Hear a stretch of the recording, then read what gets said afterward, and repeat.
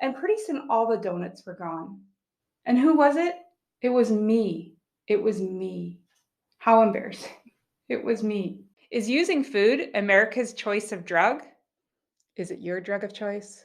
Surgery is just one tool. It's time to put the other tools in the toolbox because it's your body, your health, your life. In this video, I'm going to share my battle with food addiction before and after weight loss surgery, how to assess to see if you maybe are a food addict, and possibly some ways for you to overcome it. Before I get into my battle, there are more than 100 million adults considered obese in the United States, compared with the country's 17.6 million alcoholics and about 1 million chronic heroin users. Let's all be reminded you don't have to be obese to have a food addiction. There is something very concerning to me. Is food really an addiction? Well, there are two schools of thought on this. On one hand, critics argue that for it to be an addiction, it has to have clear signs of intoxication and withdrawal symptoms, clear distinction of dysfunction in every normal, everyday activities, and have a clear risk of overdose. So many critics will think food is not addictive due to those arguments. People also like to argue that we need food for survival, so it possibly can't be an addiction. Scientific research shows that certain foods that are palatable will have an impact like drugs do on our brain. For example, when a person eats a great amount of sugar, which by the way is hidden in many, many foods, it causes dopamine to be released, and that makes us feel pretty darn good. These areas in the brain are the same that are activated when you take drugs, drink alcohol, or smoke cigarettes, or do heroin, cocaine, and all the other illicit drugs. Well, let me tell you, in my day, the feeling, the rush, the high, I was like a full-blown junkie. And then, of course, the crash. Was I intoxicated? Did it disrupt my day, the quality of my day? Was it actually killing me? You bet it was.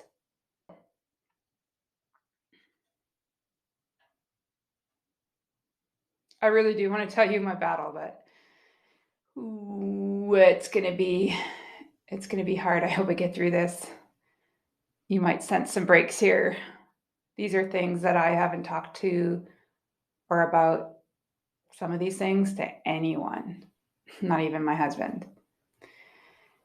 My battle with food addiction, first of all, for many, many years, I thought I lacked willpower and self-discipline when it came to food. I had it in other areas of my life, definitely in my career, or sometimes I just restrained my eating in a very restricted manner on some crazy diet, but it never really lasted long. I might have got some success, but it definitely didn't last long. And of course, anytime I had an episode, anytime I had a long-term battle with it, it ended up in shame, guilt, self-judgment, insecurity, hopelessness, and even bouts of pretty bad depression. Of course, I hated to admit that I had a problem with food and that I was not normal when it came to food. Over time, I became pretty familiar and aware that these were feelings, these were behaviors of a food addict. There are many stories here that I could share with you, but two that come right into my mind right now is one time for a whole month, all I ate was a bag of microwave popcorn. I worked during that month, and every day my reward for not eating that day was to have a bag of microwave popcorn. Then there was another time where I was at work and someone brought in donuts, and they were like a specialty shop donuts, not just your kind of, everyday donut shop. This was specialty item donuts. And so, okay, like everybody else, I thought I could have one. And what I ended up doing was going back and going back. But it was beyond that. Oh my God, I'm going to start to cry. It was beyond that. It was that hiding it from my other coworkers, like going back and taking a bite or going back and taking half. We were a small team. So let me tell you, they darn well knew someone was going back. And pretty soon all the donuts were gone. And who was it? It was me. It was me. How embarrassing. It was me. And then this is one time that maybe was my rock bottom. I don't know. It definitely made me think. It probably wasn't my rock bottom. I probably had a few more episodes like this, but here it was. I remember one day, because when my food addiction kind of came on, it wasn't all the time. Like I had normal days of eating, but when it did come on, it was a scary time. And I remember once waking up, early in the morning and thinking I could feel already. I could feel that this was going to be a bad day. And I was probably at the end of a rope of something, like feeling kind of depressed, maybe hurt, anxious, kind of, one of those days where you're just at the end of your rope. And I was so tired of fighting with myself. And I knew I couldn't go on for 24 hours thinking this fighting all day long with my brain. So I knew I probably needed a fix. I wanted a fix because I just didn't want to feel all this for 24 hours till the next day, or maybe even for a couple days. I completely came undone. Nothing else mattered, like nothing. I got in my car. I knew that if I could feed my addiction, I could calm down my body, I could calm down my brain. So the next thing I knew, I found myself driving through a fast food restaurant drive-through. And fast forward 45 minutes later, 45 minutes later, I had gone through 5 different fast food restaurants. I'd spent definitely over $100. And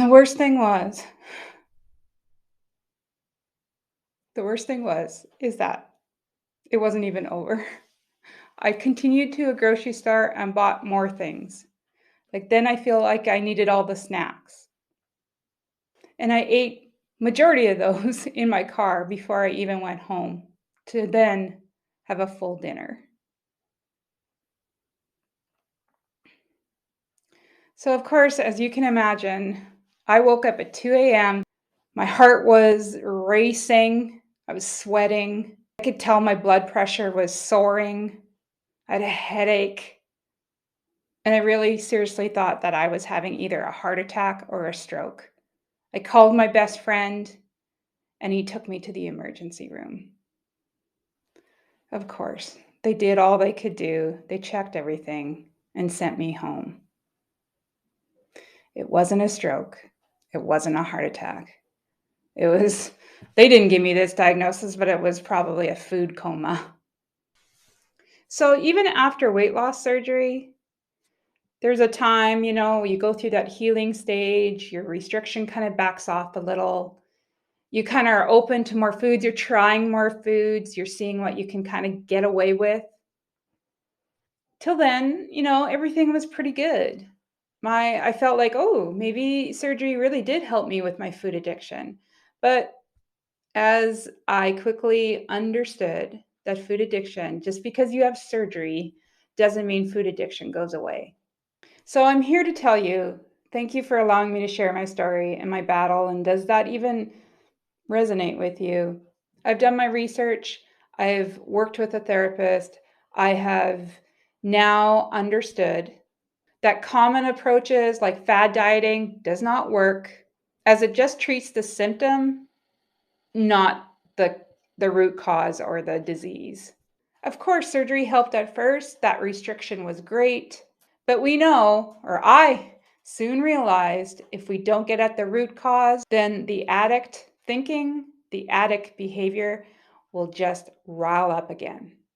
And the other thing, maybe the most important thing that I came to realize and understand, do you understand this? Think about the next thing I'm going to say. Do you understand this? that food addiction has nothing to do with food. Yes, are there food items that trigger me? Of course. Definitely sugar and carbs for me. And then you mix them with those bad fats, processed foods. Yeah, of course, that would trigger, some of them would trigger me. But dealing with a food addiction, you don't, you have to deal with more than just the food. So do you think you're a food addict? How do you know? These questions are some questions to ask yourself. Taken from foodaddicts.org, and I'll put the link in the description. Hi, as you can see, I'm in different clothing. I probably look a little bit different. I just want to let you know this is days later. What happened is I took a break. I ended up eating. I had made the night before some sugar-free cookies, so it was like quality ingredients. The actual food wasn't the issue, but I made some cookies, and there was probably 10 left. In between, I took the break of the recording. I actually ate all of them. It was weird. I knew exactly what was happening. Something was triggered talking about my food addiction, and all of a sudden here I am really quickly back to the same behavior. So I just wanted to let you know, I will let you know how I handled that. I just want to get back into kind of sharing the information on how to just kind of assess to see if you are a food addict, and then some concepts to think about when you're wanting and willing to address food addiction. So I will share the questions that I was talking about from foodaddicts.org. Here are some questions. Just take a moment, read them through, pause the video, see if some of these questions resonate with you, as well as just in a general rule of thumb, I am not a food addiction specialist. I'm not a therapist. It's just using some of the information that I learned on my path to kind of help you guys understand what food addiction is, and maybe looking towards how to address it.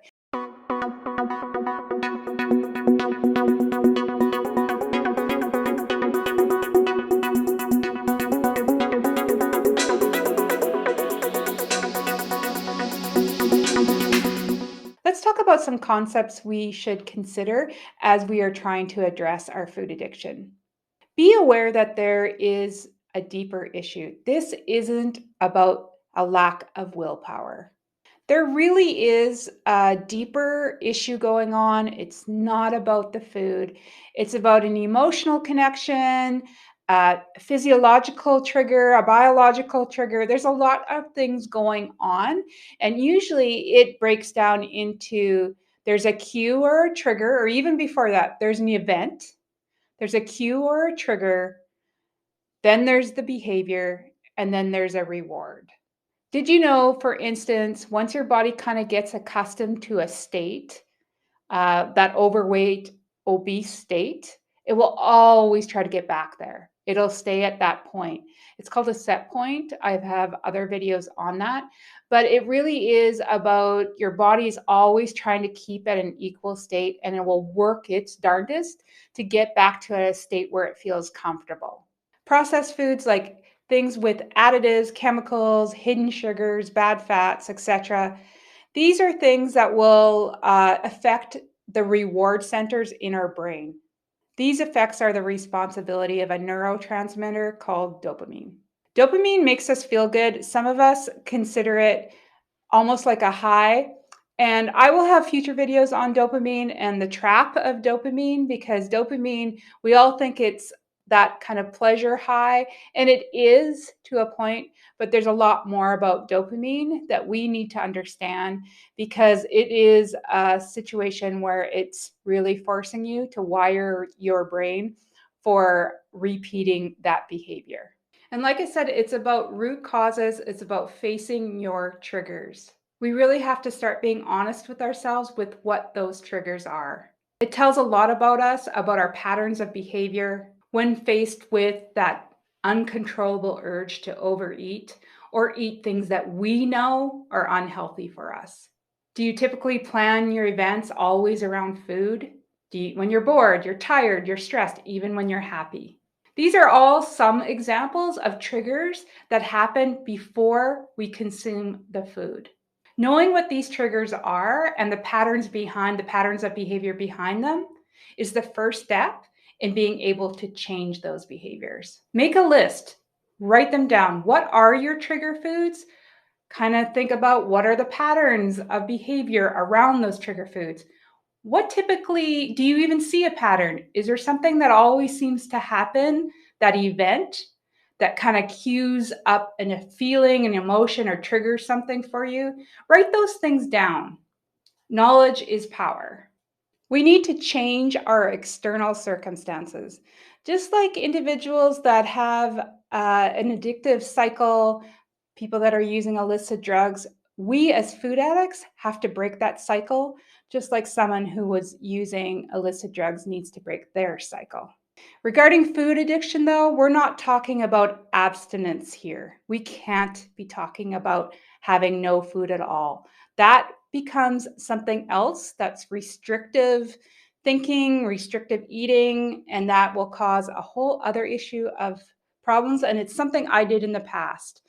Sometimes with my food addiction episodes, I would go down the path of restrictive eating versus even the binge eating. So it's just something to remember here in regards to a food addiction. That's where this addiction is different than some of the other addictions, is that we can't talk about abstinence here. We have to talk about and think about it as harm reduction. Of course, the ultimate goal is to get at the root causes of our triggers, but we also want to stop using those foods of choice that are harming us and getting in the way of our weight loss surgery success. We have to develop other coping skills instead of using food to deal with what is triggering us, what is happening, and to interrupt and break that cycle. What changes do you think you need to make in that daily routine so you can start reducing some of that harm? We have to always work towards choosing activities that are not food centric, that don't revolve only around the food. Enlist your friends and family, the supported loved ones. Just don't go at this alone. It's a very lonely road. I know this one is tough, similar to an alcohol addiction or an illicit drug addiction. This can be very problematic for you, but it's something to kind of break free, unload your mind so that they can understand. Because sometimes food addiction, my husband says it all the time, and I'm trying to get him to understand it's not as easy as just don't eat it. Just don't eat it.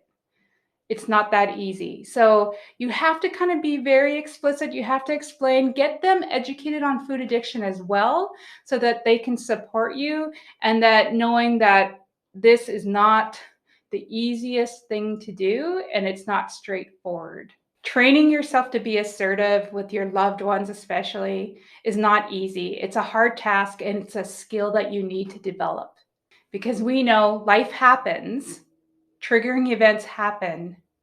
Food is everywhere. So learning the skills necessary so that we can ask for support and be assertive in what we need and how to set up barriers and boundaries is something we just need to develop. I quickly mentioned it, but it is super important to remind everybody, stay away from processed foods, the ones that have additives, chemicals, hidden sugars, bad fats, etc.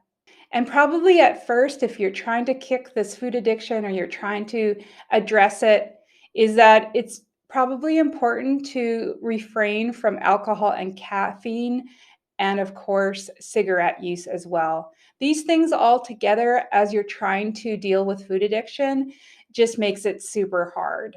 At first, when addressing food addiction, we want to really try to avoid as many food cravings as possible while we work on what is at the root cause of our triggers. But once again, I'm not trying to tell you that you go to the supermarket and buy everything low fat, sugar free, because some of those sweeteners as well can elicit some reactions in your brain.